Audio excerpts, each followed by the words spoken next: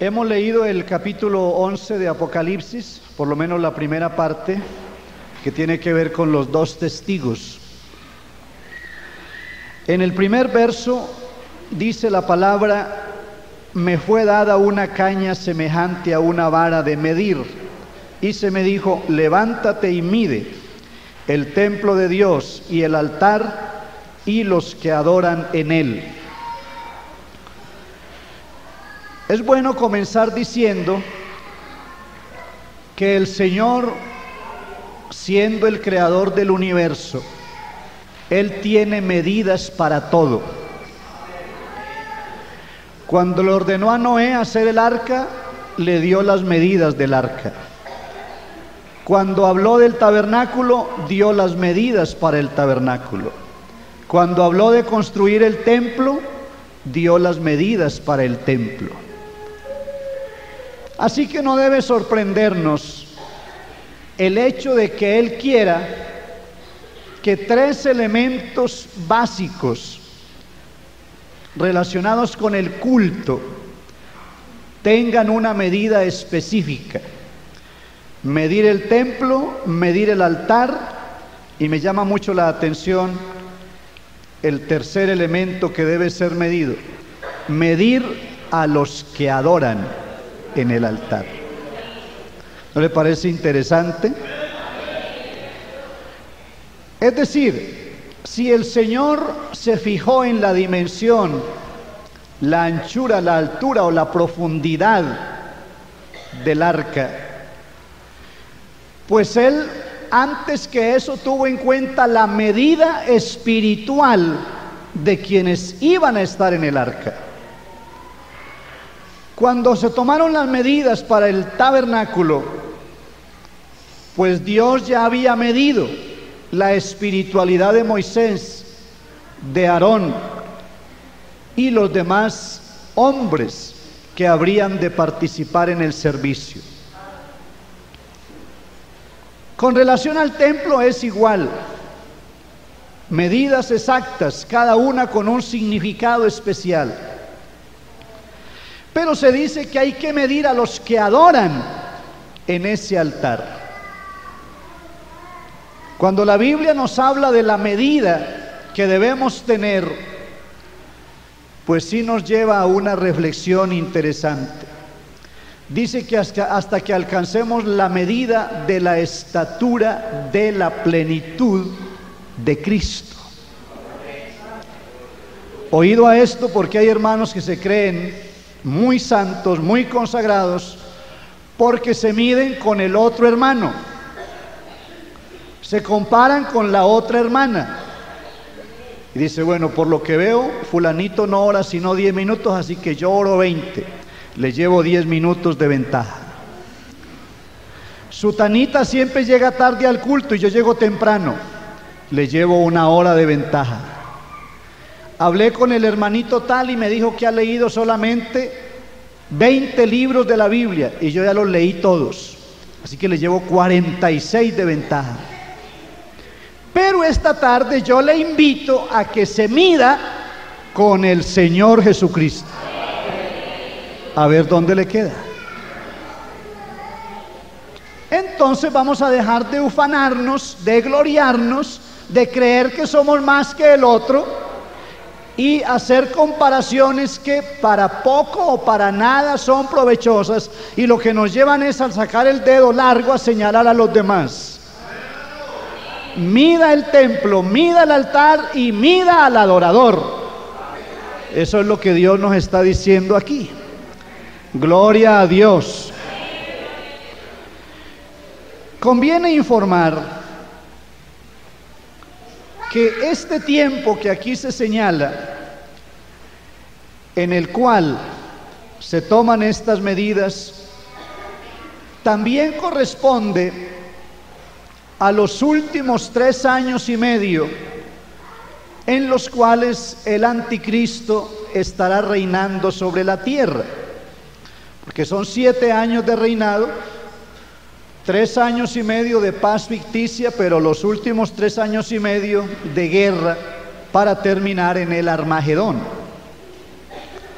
Aquí se nos dice pero el patio que está fuera del templo, déjalo aparte y no lo midas, porque ha sido entregado a los gentiles, y ellos hollarán la ciudad santa 42 meses, equivalente exactamente a 3 años y medio.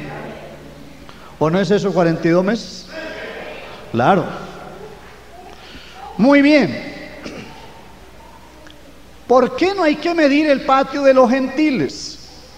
Porque se entiende que los gentiles no tienen ley, están fuera del alcance de la palabra de Dios en cuanto a los compromisos con Él. Así que Dios mide es a los suyos. Y nosotros no debemos extrañarnos de que Dios nos exija tanto. Claro, nos exige porque Él es nuestro Padre. Ay, que mire la gente cómo vive, y tienen carro último modelo, y tiene apartamento fino, y tiene penthouse, y van de vacaciones a Coveñas, y se van a San Andrés, y yo que soy hijo de Dios, no tengo ni para irme a comer un helado al Parque Berrío.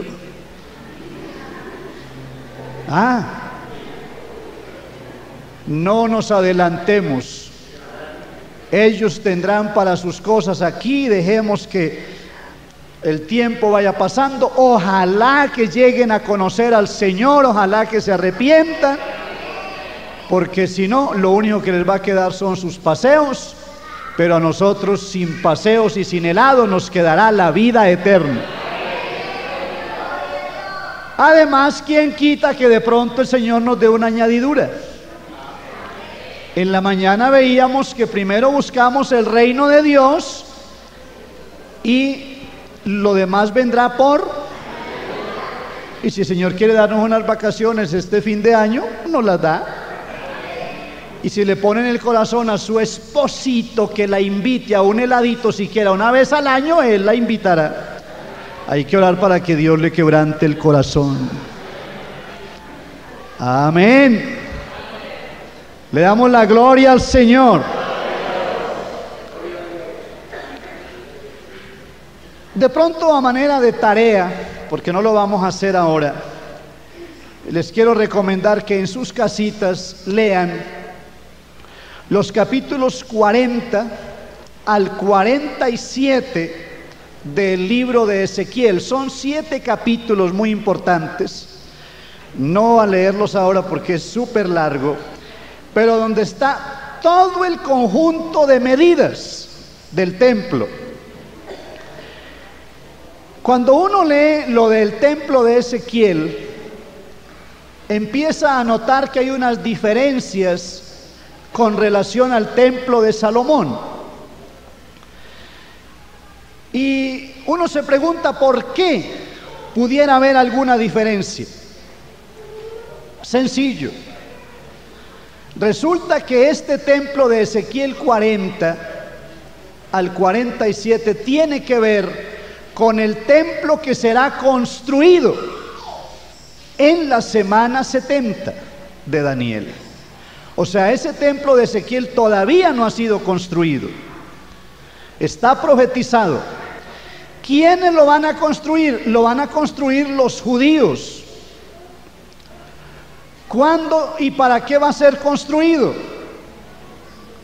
Va a ser construido cuando la iglesia del Señor sea levantada, cuando el anticristo establezca su reino, y ellos lo van a construir en honor al supuesto Mesías. ¿Dónde están los judíos que lo van a construir? Están en Estados Unidos. Toda la gente judía que fue expulsada de su tierra a partir de la Primera y Segunda Guerra Mundial, que se han venido hospedando en Estados Unidos de América, han tenido un crecimiento económico asombroso. Tienen dinero que no imaginamos su cantidad, y tienen suficiente. Y los comentarios que conocemos, las noticias, la revista, la información que tenemos, es que ellos tienen ya todo el material, todas las piezas, una por una, para construir el templo donde ahora se encuentra la mezquita de Omar, el santuario de los maometanos. ¿Cómo sucederá? Bueno, no creo que nos ofrezca dificultad eso. Ya prácticamente empezó la guerra en el Medio Oriente, las cosas se van complicando cada día, y si no hay facilidad de que esa mezquita sea destruida en uno de los bombardeos que seguirán habiendo, para el Señor no es ningún problema que se produzca algún pequeño terremotito y chao mezquita. ¿O acaso Dios no es el soberano del universo? Amén. Así de sencillo, porque Dios es el Todopoderoso. En ese templo construido por los hebreos o judíos nacionalizados en América, será donde se sentará el anticristo y se hará pasar por Dios. Pero entonces el Señor le dijo, hace más de 2500 años, antes de que se sentara, el Señor ya le había dicho 2500 años, tú no eres Dios, tú eres un hombre. Se lo dijo Dios directamente en profecía. Lo que pasa es que Él se va a hacer pasar por Dios y claro, va a engañar. En esa época será la época de las grandes señales, las grandes maravillas, los grandes prodigios. Y entonces justo en esa época es que el Señor levantará los dos testigos, porque el anticristo hará señales a diestra y a siniestra, hará llover fuego del cielo, hará cosas extraordinarias, pero los dos testigos harán cosas todavía más extraordinarias, porque ocurrirá lo mismo que en Egipto. Vino Moisés y vino Aarón, extendieron su vara, la vara se convirtió en serpiente, vinieron los encantadores, extendieron sus varas y se convirtieron en serpientes, pero la vara de Moisés devoró las varas de ellos. Las señales de los dos testigos de Apocalipsis serán superiores a las señales del anticristo, para que en todo tiempo y en todo lugar alguien tenga que darle la gloria al Dios Todopoderoso. Porque sería inaudito que durante 3 años y medio nadie en el mundo pudiera dar testimonio de la verdad, y que el anticristo estuviera como Pedro en su casa sin que nadie le contradiga o le haga competencia. Pero tendrá su competencia. Claro, eso es lo que veremos un poco más adelante, cómo se va a desarrollar, digamos así, este ministerio de mentira, pero al mismo tiempo este ministerio de la verdad. Gloria a Dios.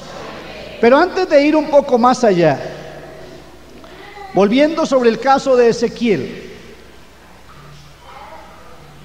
40, 41, 42, 43, 44, el 45, y luego salta al 47, y en el 47 aparece un santuario, y por debajo de la puerta del santuario sale un río, y aparece por allí un varón para medir con un cordel, y mide 1000 codos, y el varón de Dios se sumerge en el agua del río, y el agua a los tobillos.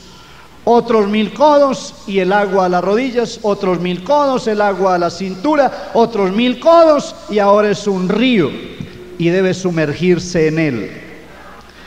A medida que el Señor va nivelando, va midiendo, el río es mayor y la bendición es mayor. Al lado del río aparecen árboles frutales. Un poco más allá aparece el tendedero de las redes. Será la época en que miles, millones de judíos serán pescados en la red de Jesucristo. Gloria a Dios. Pero yo me pregunto, ¿hasta dónde también eso tiene que ver con nosotros? Es decir, de pronto adelantando un poco la aplicación de esta palabra. Si una medida da a los tobillos, otra a las rodillas, otra a la cintura y otra nos cubre, ya es como un río que nos permite sumergirnos, ¿qué medida espiritual tendremos nosotros? ¿Estamos con el agua a los tobillos? ¿El agua a las rodillas? ¿Estamos navegando ya en el río del Espíritu Santo? A mí se me ocurre que hay muchos creyentes apenas con el agua a los tobillos, y de pronto hay quienes están apenas llegando a la arena, fríos, completamente desconectados, sin oración, sin la presencia de Dios, sin la palabra, ingreídos en las cosas de este mundo, casi que allá en la orilla, tan a la orilla que se oye más el mundo allá que lo que se oye lo que hay en el santuario de Dios.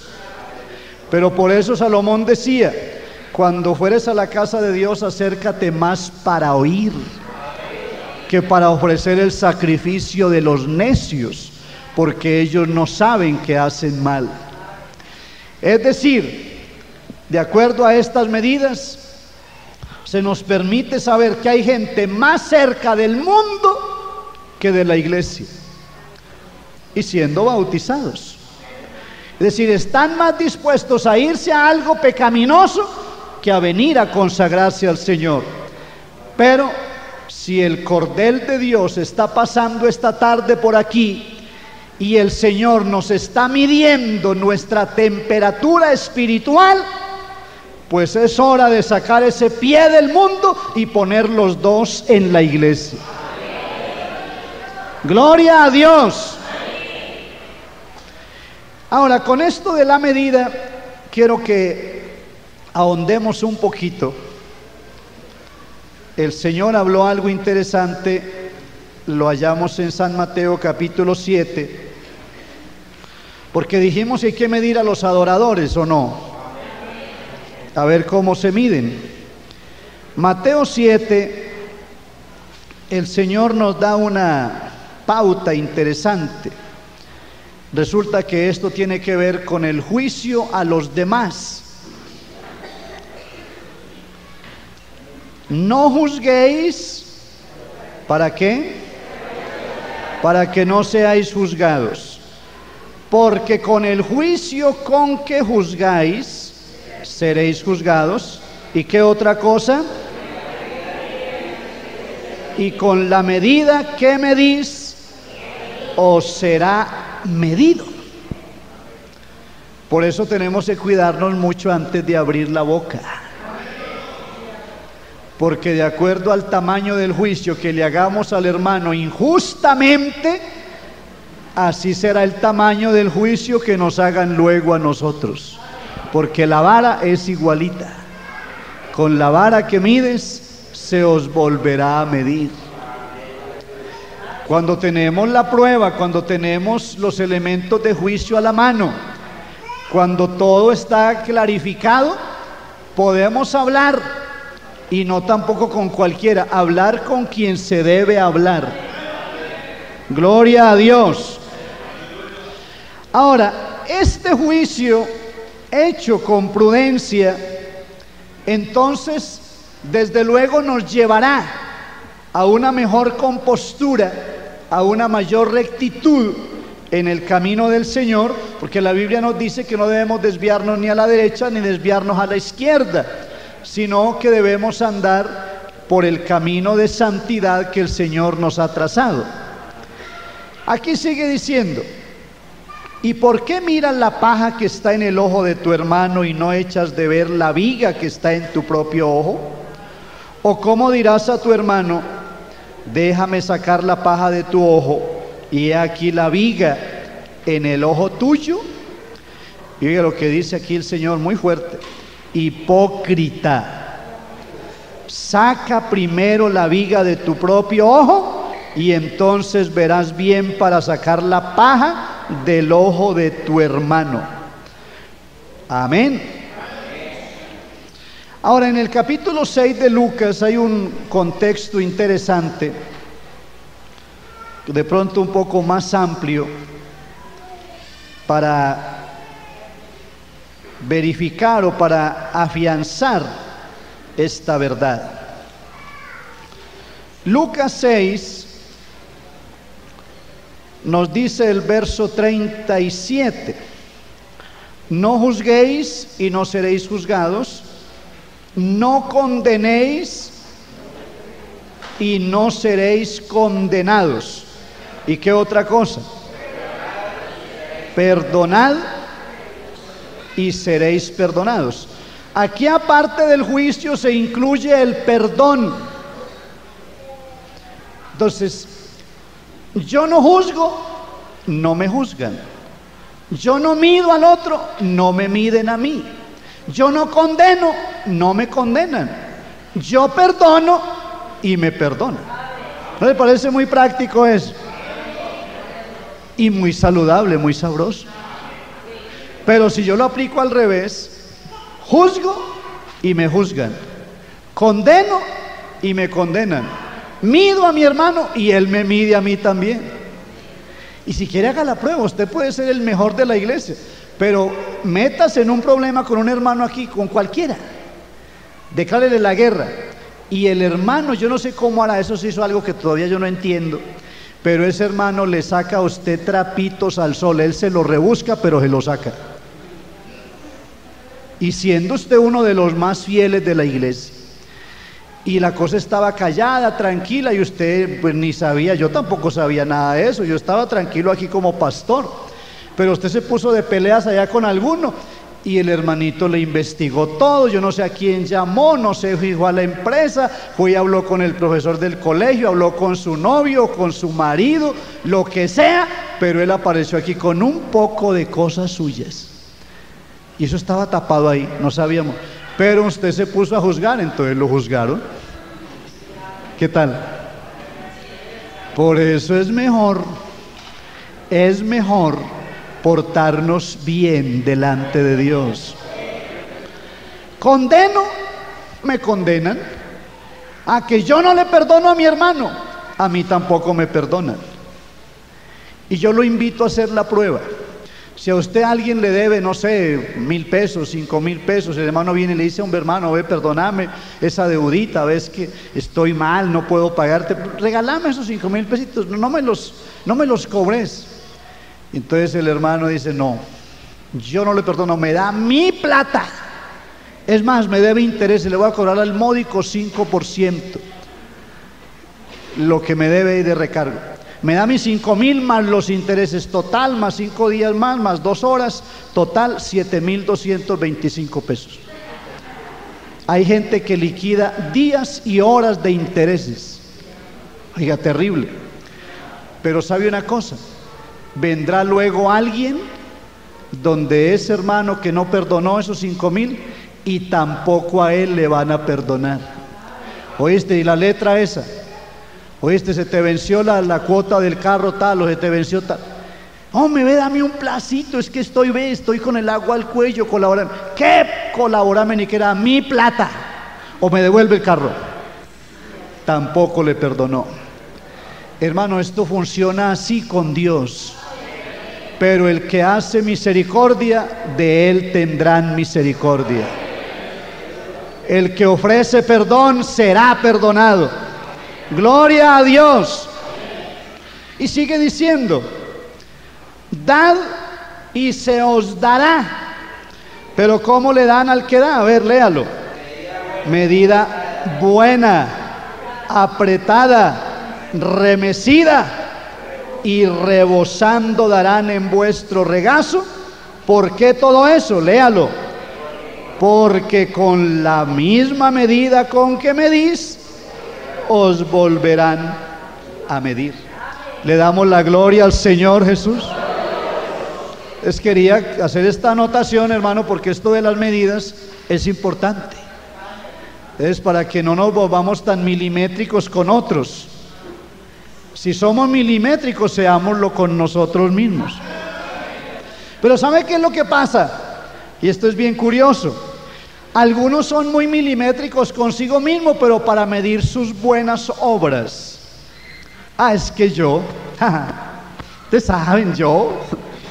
¿Quién dio para tal cosa las bancas? Yo di para las bancas. ¿Quién dio para la pintura? Yo. ¿Y quién más iba a dar sino yo? Yo soy el duro para eso. Cuidado con esas cosas, porque aquí no hacemos las cosas para los hombres, las hacemos para el Señor. Gloria a Dios. Y había quienes daban limosnas, daban ofrendas y luego sonaban trompeta. Iban anunciando que era lo que habían dado. Que no sepa tu mano derecha ¿qué? Lo que hace la izquierda, ni tu izquierda lo que hace la derecha. Hay un versículo muy bonito, me encontré por aquí en la segunda carta a los Corintios, y Pablo estuvo dando una recomendación. Segunda carta de Corintios, el capítulo 10.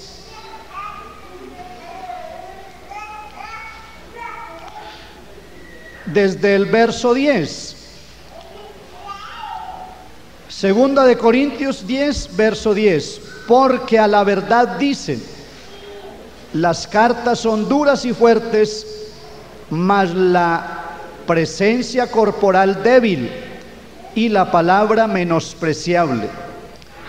Esto tenga en cuenta tal persona, que así como somos en la palabra por cartas, estando ausentes, lo seremos también en hechos, estando presentes.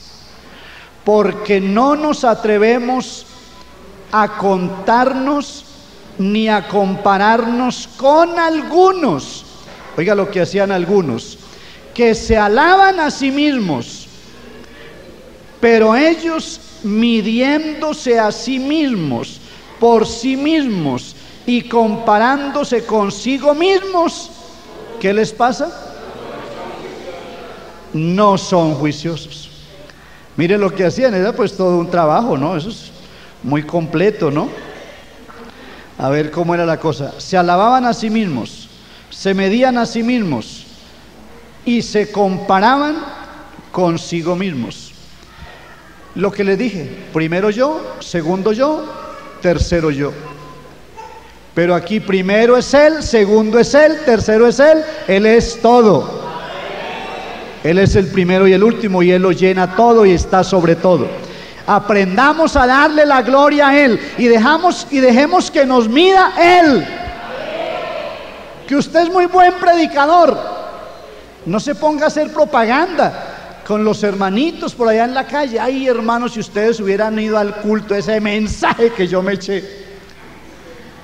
Si usted es cantante, ay, hombre, se perdieron el especial que yo canté, beazo, vibraban las paredes. Por poco se rompen los vidrios, ¿no? ¡Qué unción! Deje que Dios lo mida cuando esté parado aquí. Ahí está la medida del predicador. El resultado, los efectos en las almas, en el pueblo, es la vara que Dios le está poniendo. Pero no se mida usted mismo por allá, porque después va a tener problemas. Aquí no alcanza ni a 10 centímetros después. Dice, uy, ese hermano fue el que me dijo es que había echado un mensaje tan tremendo, pero parece que fue el único, porque yo lo estoy oyendo hace como tantos meses. Y ese fue el que cantó, esa fue la que cantó, uy, pero yo no le veo a dónde estará tanto la calidad, la unción. Pero qué bueno cuando el Espíritu Santo nos da una buena medida. Gloria a Dios.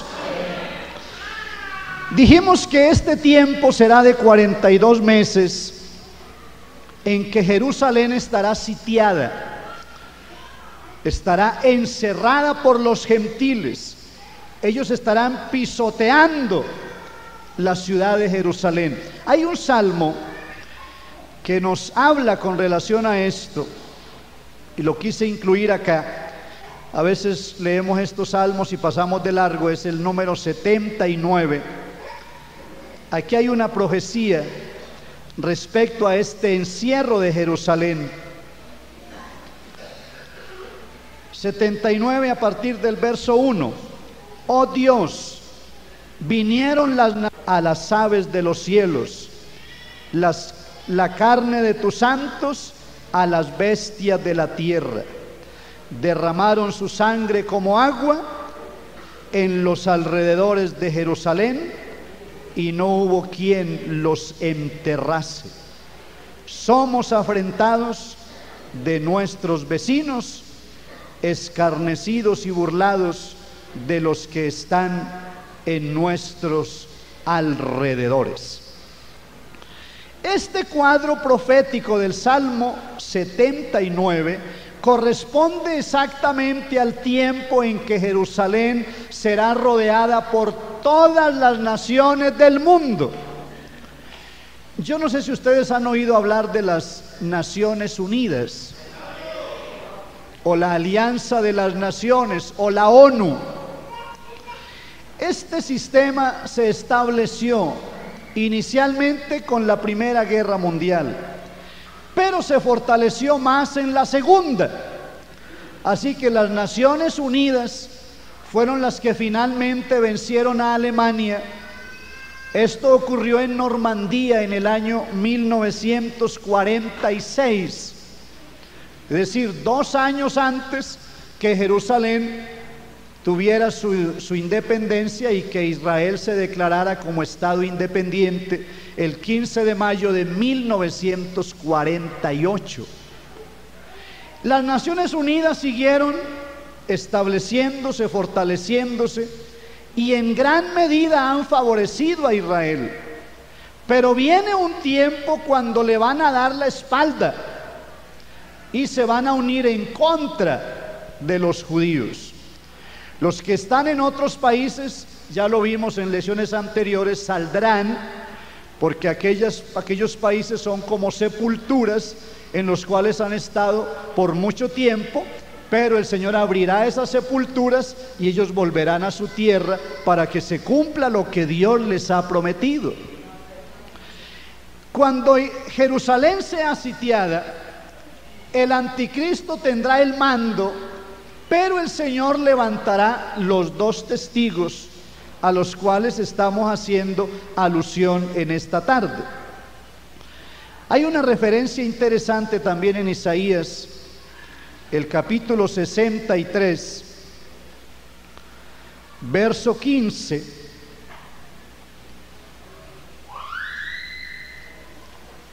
Dice acá: mira desde el cielo y contempla desde tu santa y gloriosa morada. Es como una oración del profeta que hace a Dios y está pensando en la ciudad de Jerusalén. ¿Dónde está tu celo y tu poder, la conmoción de tus entrañas y tus piedades para conmigo? Se han estrechado, pero tú eres nuestro Padre. Si bien Abraham nos ignora e Israel no nos conoce, tú, oh Jehová, eres nuestro Padre, nuestro Redentor perpetuo es tu nombre. ¿Por qué, oh Jehová, nos has hecho errar de tus caminos y endureciste nuestro corazón a tu temor? Vuélvete por amor de tus siervos, por las tribus de tu heredad. Por poco tiempo lo poseyó tu santo pueblo, nuestros enemigos han hollado tu santuario. ¿Está claro eso ahí? ¿Cuál es el santuario? Jerusalén, el templo. Hemos venido a ser como aquellos de quienes nunca te enseñoreaste, sobre los cuales nunca fue llamado tu nombre. Y luego dice Isaías: oh, si rompieses los cielos y descendieras, y a tu presencia se escurriesen los montes, como fuego abrasador de fundiciones, fuego que hace hervir las aguas, para que hicieras notorio tu nombre a tus enemigos y las naciones temblasen a tu presencia.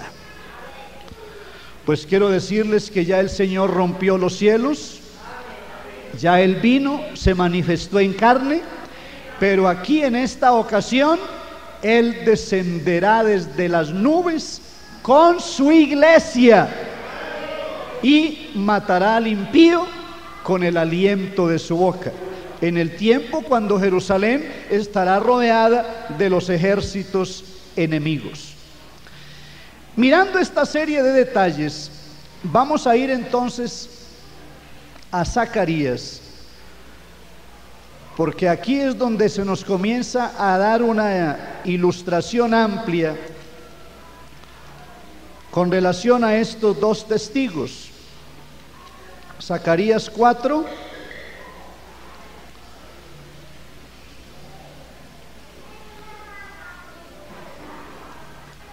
dice aquí: volvió el ángel que hablaba conmigo y me despertó, como un hombre que es despertado de su sueño. Y me dijo: ¿qué ves? Y respondí: he mirado y he aquí un candelabro, todo de oro, con un depósito encima y sus 7 lámparas encima del candelabro, y 7 tubos para las lámparas que están encima de él. Y junto a él, ¿qué hay junto a ese candelabro? 2 olivos, el uno a la derecha del depósito y el otro a su izquierda. Proseguí y hablé diciendo a aquel ángel que hablaba conmigo: ¿qué es esto, Señor mío? Y el ángel que hablaba conmigo respondió y me dijo: ¿no sabes qué es esto? Y dije: no, Señor mío. Entonces respondió y me habló diciendo: esta es la palabra de Jehová a Zorobabel. Zorobabel era el rey del momento, que dice: no con ejército ni con fuerza, sino con mi espíritu, ha dicho Jehová de los ejércitos. Le damos la gloria a Dios. No será con armas, no será con fuerza humana. Nosotros lo hemos experimentado. La victoria la tenemos es por el Espíritu Santo de Dios. Aleluya. Cuando se habla de los 2 testigos de Apocalipsis, pues las especulaciones son varias: que es Enoc, que es Moisés, que es Elías. Bueno, eso es lo que normalmente se comenta, pero vamos a estar comparando Zacarías 4 y Apocalipsis 11 para ver qué es lo que la Biblia dice. No es lo que diga yo, o no es lo que diga el teólogo, o lo que diga el exégeta, es lo que diga la palabra de Dios. ¿Cuántos están de acuerdo con la palabra? Entonces volvamos de nuevo a Apocalipsis 11 para irnos metiendo en esto. Verso 3: y daré a mis 2 testigos que profeticen por 1260 días, vestidos de cilicio. Si pudieran leer ustedes en voz alta el verso 4, ¿cómo dice? Estos testigos son los 2 olivos y los 2 candeleros que están en pie delante del Dios de la tierra. Entonces, ahí ¿qué dijo? ¿Que son Moisés y Elías o que son los 2 olivos? Clarito, ¿cierto? Los 2 testigos son los 2 olivos. Ahora entonces la pregunta sería: ¿y cuáles son los 2 olivos? Claro. ¿Y ustedes quieren saber? Yo también.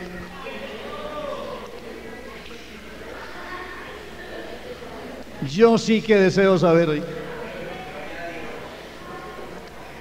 Una vez yo fui muy triste donde el hermano Eliseo, eso hace ya un poco de años. Le dije: hermano, traigo aquí como unas 12, como 15 cosas. Yo recuerdo que esa semana leí bastante la Biblia y me traje como 15 preguntas.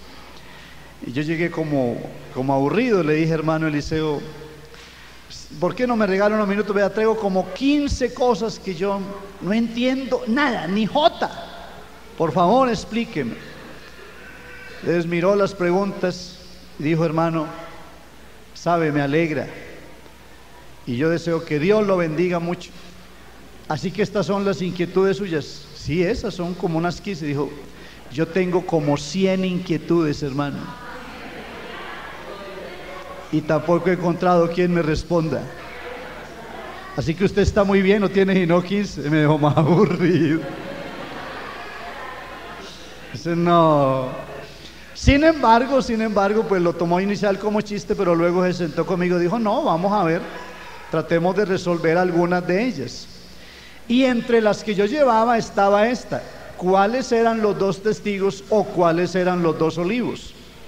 Y me dijo, hermano, si la Biblia no dice exactamente quiénes son, yo tampoco me atrevo a decirle quiénes son. Si la Biblia lo dice, yo se lo digo, y si ella se queda callada, yo me quedo callado. Hermanos, yo creo que esa es una medida sabia. Ahora, ¿qué es lo que nosotros debemos hacer ante esta prerrogativa, ante este cuadro bíblico? Pues examinar el tiempo, examinar el sitio de Jerusalén, cómo se desarrollan los acontecimientos, cómo trabajan los 2 testigos, pero no adelantarnos ni ponerles nombres si es que la Biblia no nos da los nombres. Ahora, el ministerio que ellos desempeñan efectivamente se asemeja al ministerio de Moisés y Elías. Pero ¿y quién dijo que Dios no puede levantar un nuevo Moisés? ¿O que no puede levantar un nuevo Elías? ¿O no puede levantar cualquier hombre que haga lo que hicieron aquellos, aunque sea en otro tiempo?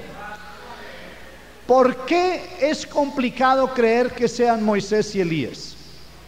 Yo quiero entonces dejarles como las interrogaciones, porque ya vamos a terminar la clase de hoy, ya algunos están apurados para irse. ¿No? Bueno, yo me imaginaba eso, pero gloria a Dios. A ver, leamos un poco más para que se nos amplíe el panorama. Estamos todavía en Apocalipsis 11, verso 5. Si alguno quiere dañarlos, sale fuego de la boca de ellos y devoran a sus enemigos. Y si alguno quiere hacerles daño, debe morir él de la misma manera. Estos, es decir, los 2 testigos, tienen poder para cerrar el cielo, a fin de que no llueva en los días de su profecía, y tienen poder sobre las aguas para convertirlas en sangre, y para herir la tierra con toda plaga, cuantas veces quieran. Amén. ¿Alguien recuerda cuántos años fue la sequía en la época del profeta Elías? Exactamente 3 años y medio. ¿Alguien recuerda quién tuvo poder de extender la vara y que hubiese 10 plagas en Egipto? Moisés. Entonces, claro, por deducción no se nos aparecen allí como si fueran los mismos. Pero ¿cuál es la dificultad? Por ejemplo, con Moisés, la Biblia dice que Moisés murió. Es más, se habla del entierro de Moisés, y lo enterró Dios mismo. La Biblia me dice que está establecido para el hombre que muera, ¿qué? 2, una sola vez. ¿Y después qué? Entonces, si Moisés se murió una vez, ¿será lógico que se muera otra vez? Porque estos testigos dicen que tienen que morirse, y se van a morir, y van a estar sus cadáveres 3 días y medio en la plaza de la gran ciudad, y serán vistos desde todo el mundo. Y un hermano andaba comprándose es que un televisor de 30 pulgadas para ver eso. Pues muy mal programa, porque cuando usted quiera estar viendo los 2 testigos muertos en la plaza de la gran ciudad en los días del anticristo, en ese mismo momento estaremos en la celebración de las bodas del Cordero. no le recomiendo ese programa. Así que venda su cacharro más bien y ofrenda.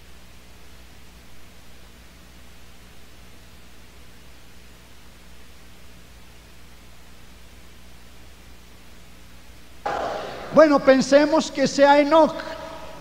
Enoc fue traspuesto para no ver muerte.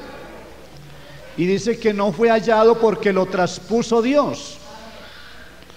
Entonces, si Enoc no se murió aquella vez, se pudiera morir en esta y sería apenas la primera vez que se murió. Entonces nos queda como más fácil pensar que Enoc no se ha muerto, o sea, lleva casi 6.000 años el viejo, está bien, ¿no? En algún lugar en stand-by, es decir, en estado de reserva, por Dios, ¿qué tal? Pero resulta que Enoc, hasta donde sabemos, no hizo esta clase de milagros, ni cerró el cielo para que no lloviera, ni convirtió aguas en sangre, ni produjo plagas de ninguna especie. Fue un profeta, pero un profeta para las naciones, porque todavía el pueblo de Israel no se había establecido. Pensemos en Elías. Bueno, entonces Elías dice que fue arrebatado por un carro de fuego o subió al cielo en medio de un torbellino. Dice que fue llevado al cielo. La pregunta es, ¿a cuál cielo? Porque resulta que Jesús vino del cielo y por allá no se lo encontró. Porque vino Jesús y dijo: nadie subió al cielo, sino el que descendió del cielo, el Hijo del Hombre que está en el cielo. Entonces, ¿en cuál cielo está Elías? No olvidemos que el sistema cósmico o el sistema universal es tridimensional. O sea, hablamos de 3 dimensiones. La humana es donde estamos nosotros. La dimensión espiritual, donde habitan los demonios o los espíritus. Y la dimensión divina, donde está Dios. Ahora, para Dios no es ningún problema tener a Elías en algún lugar, tener a Enoc en otro lugar, y que ellos no se hayan muerto hasta el momento. Y entonces hacerlos traer para que trabajen en los 3 años y medio de la gran tribulación al final de la semana 70 de Daniel. Pero se presentan otras situaciones. Lo que la Biblia nos dice es que el espíritu de profecía o el espíritu de Cristo estuvo en los profetas y pudieron anunciar de antemano las cosas que habrían de suceder. ¿Acaso Dios no tiene poder de levantar nuevos profetas y tiene que limitarse a Enoc o a Moisés o a Elías, que ya cumplieron fielmente su ministerio? ¿Por qué entonces Dios hizo aquellas cosas con Enoc, con Moisés y Elías? Veamos algunas opciones. Estamos viendo opciones, porque esto hoy no lo vamos a terminar, es muy difícil. Estamos tratando de incursionar, pero esto es un tema largo. Enoc fue traspuesto para no ver muerte. Es un anticipo, y les dije que Enoc le predicó a sus generaciones. Todavía no estaba establecido el pueblo de Israel, o sea que le predicó a los gentiles en su tiempo. Enoc prefigura lo que será el arrebatamiento de la iglesia. Y está hablando, porque no olvide que Génesis es el libro de los principios. Queremos saber el principio del pecado, Génesis. El principio de la procreación, Génesis. El principio de la gente buena, Génesis. De los malos, Génesis. El único principio que no está en Génesis, ¿cuál es? El principio de Dios, porque Dios no tiene principio ni tiene fin. Entonces Enoc, cuando fue arrebatado, cuando fue levantado, no vio muerte. Está dándonos un esbozo o un prototipo de lo que ocurrirá cuando Cristo venga por la iglesia, y entonces dice que no moriremos, y de hecho muchos no moriremos. Yo tengo esperanza de ganarme el entierrito. Amén. Perdón, hermano Miguel, que administra una funeraria, pero vea, si el Señor viene hoy, no le vamos a dar ni un peso a su funeraria, porque nos vamos con Jesucristo. Seremos transformados en un abrir y cerrar de ojos. Y entonces Enoc nos está hablando de eso. El Señor dio esas figuras anticipadas. El caso de Moisés, que por qué murió así, por qué Dios lo enterró y que nadie sabe su sepultura hasta hoy. Y luego el diablo tuvo una batalla tratando de robarse el cadáver. Eso de robar cuerpos de los cementerios es una moda vieja. Y robar huesos, eso es viejísimo. Pues aquí no era un hueso, se iban a robar, era todo el cuerpo. Y hubo una pelea por eso. Pero ¿sabe qué? Moisés, si hubiese muerto y su cuerpo hubiese estado al alcance de los judíos, se hubiese convertido en un objeto idolátrico. Si le hicieron una figura de becerro para adorar a Dios, o supuestamente acercarse a Dios y decir que ese becerro era el que los guiaba, copiándose la figura del buey Apis, que era un dios de los egipcios, era el dios del ganado, y que por cierto ese dios quedó burlado porque no pudo evitar que se murieran vacas muy lindas y toros cuando vino la plaga contra el ganado. Si hicieron una figura de buey para adorarla, ¿no habrían hecho una figura de Moisés para adorarla? Hermano, no sé si exagero, pero habrían hecho una figura de Moisés tan grande como la Estatua de la Libertad, y estaría hasta hoy en algún lugar siendo objeto de adoración de judíos y gentiles. Pero Dios no lo permitió y les ocultó el cadáver, y hasta hoy lo tiene guardado. Y si alguno quiere saber dónde está, pregúntele a él que lo guardó. Amén. Entonces lo de Moisés arreglado también. Que lo de Elías, Elías fue arrebatado en un carro de fuego, un torbellino, lo levantó al cielo, no sabemos a cuál, si al primero, al segundo o al tercero. Los cielos no tienen ubicación geográfica, porque entonces siempre pensamos el cielo es hacia arriba, resulta que la tierra está girando, y a veces estamos con el cielo arriba y a veces estamos con el cielo abajo. Eso se puede probar científicamente. El cielo no es un estado geográfico, es una condición de vida, y cuando yo tengo a Cristo, aunque esté en la tierra, ya estoy en el cielo. ¿No dice la Biblia que estamos sentados en lugares celestiales con Cristo?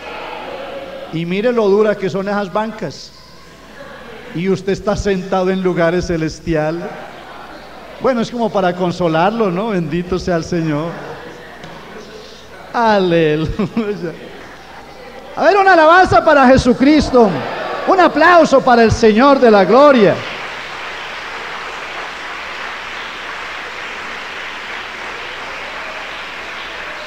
Aleluya.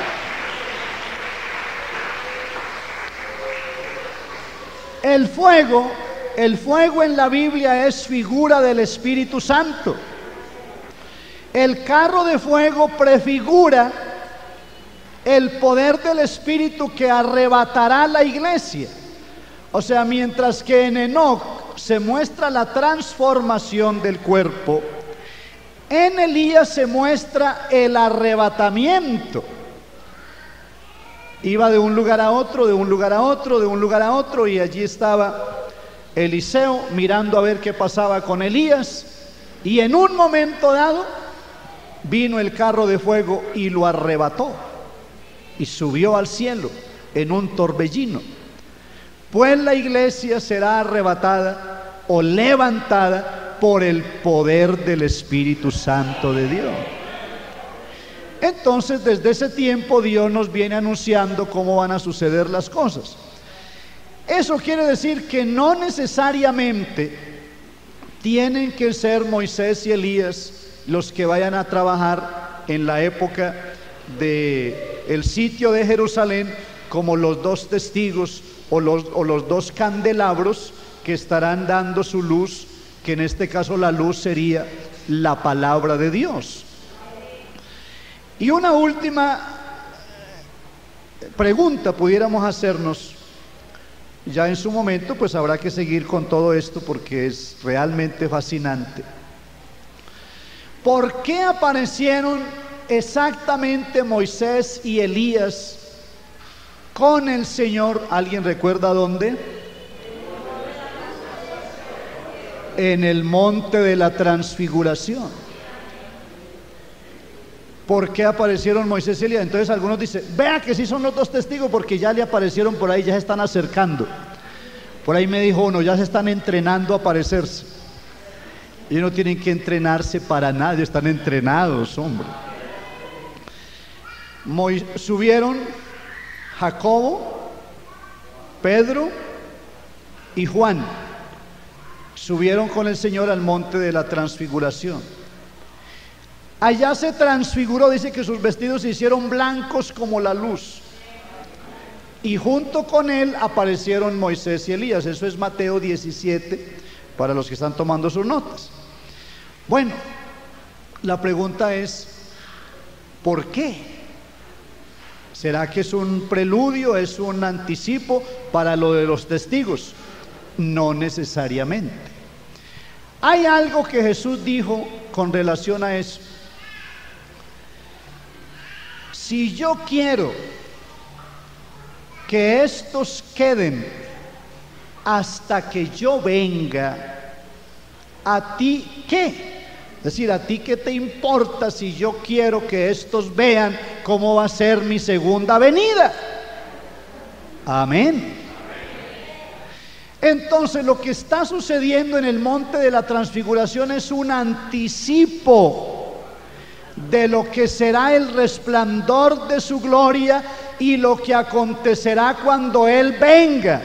Y como una muestrica, entonces presenta a Moisés, que es el hombre de la ley, Moisés prefigurando la ley, y presenta a Elías para mostrar a los profetas y decir que entonces cuando Él se manifieste, la ley estará cumplida y las profecías estarán cumplidas y la iglesia estará con Él para contemplar su gloria. ¿O algún problema por eso? Ninguno. Hermanos, y si el Señor quiere, pienso que sí, que nosotros también lo contemplemos a Él, ¿qué hacemos? No, pues pregunto yo.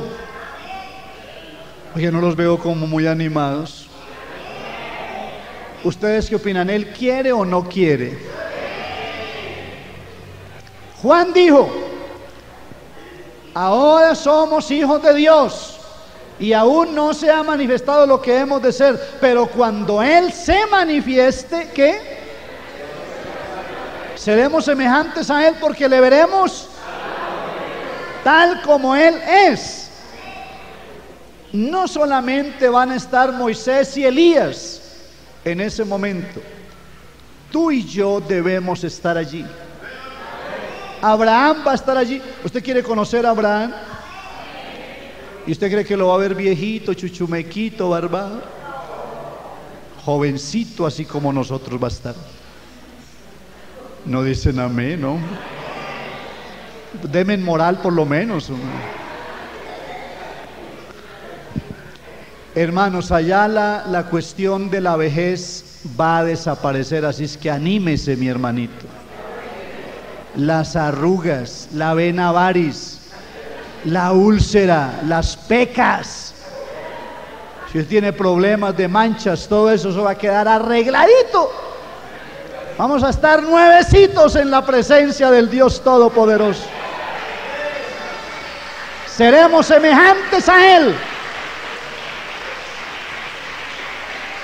porque le veremos tal como Él es. ¿Quieren que le demos gracias, hermanos? Estén en pie, por favor. Vamos a orar esta noche, agradeciéndole su amor, su misericordia, y luego cantamos cuán gloriosa será la mañana. Oiga, esa mañana está cerca. No los noto muy convencidos. Gloria a Dios. Vamos a orar, hermanos. Sabe que tengo un gozo grande en el corazón esta noche. Me alegro tanto que usted haya venido, porque esto